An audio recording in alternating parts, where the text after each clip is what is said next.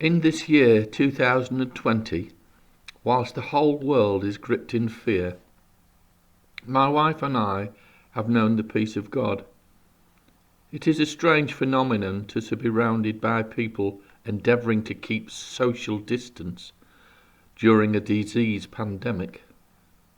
We feel no compunction to withdraw from others, but we have had to learn to recognise that others are afraid of us, and have also learnt to respect their fear. For many years now, we have felt like strangers in a foreign land, and aliens who do not belong. We enjoy the simplest life and do not pursue what others seem to find essential. If I sound elitist, it is because in truth we are the elite of God. No one seems to want to know the man who was sent to save mankind. He came with a message of peace and hope exclusively for his own people, and they rejected him. It was only out of this rejection that people like me, an outsider, were given the opportunity to receive his offer. It seems a simple and obvious choice to make, but rather than reach out to a God who is able to do above anything that we could ever hope for or even dream about, they would rather gnash their teeth at each other in a universal blame culture. People condemning other people for breaking the rules of the current crisis. People determined to break the rules because they will not be dictated to.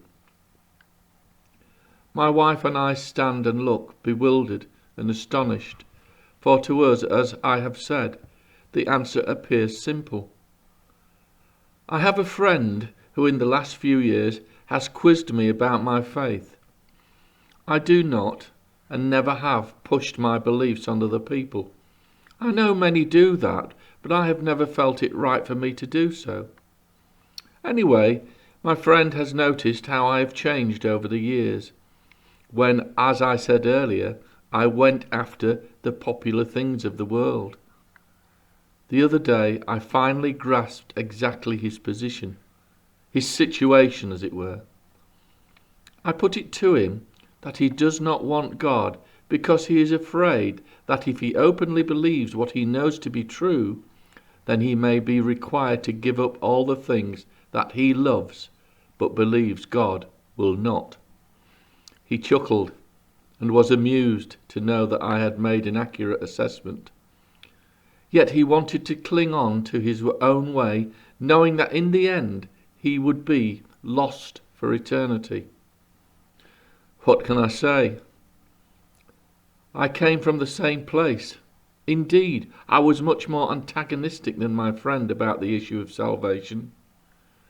Now I cannot envisage life as I once was.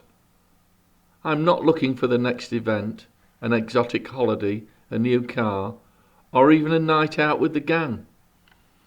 I dare say to many I sound boring, but I have already what many people in the world seek: peace of mind, peace of heart. I know that in life I am covered, in death I am covered. Under his wings shall I trust. By the way, God doesn't make you give up anything. If that happens, it's because it's been done out of our choice.